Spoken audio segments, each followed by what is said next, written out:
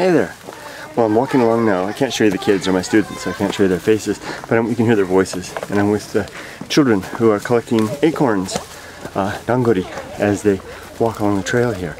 And I was remembering how my daughter used to do the same thing when she was their age, and how she used to bring them home to me. And I thought how each generation, and my daughter has no interest in that now. She's 12, and I was thinking how she has other things on her mind.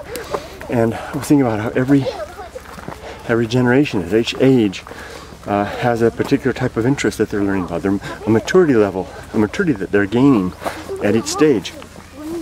And I was contemplating, or just thinking about each decade of our lives, how in general, you probably generically say that human beings gain a particular type of knowledge or wisdom or understanding depending on how we live and how open we are or how closed we are.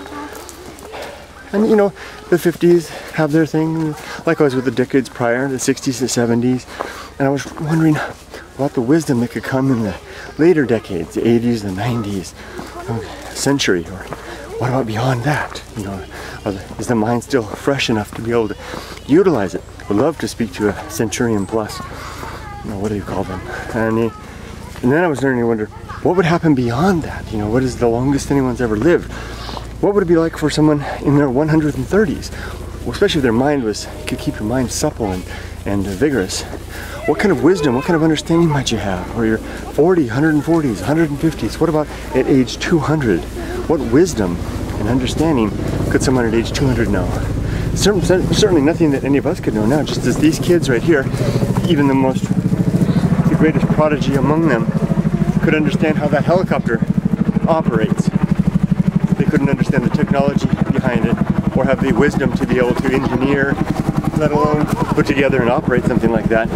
What capabilities at a greater age, and probably technical stuff probably is different in a way. It's more related to experience and the application, and the word wisdom probably is what we're talking about here.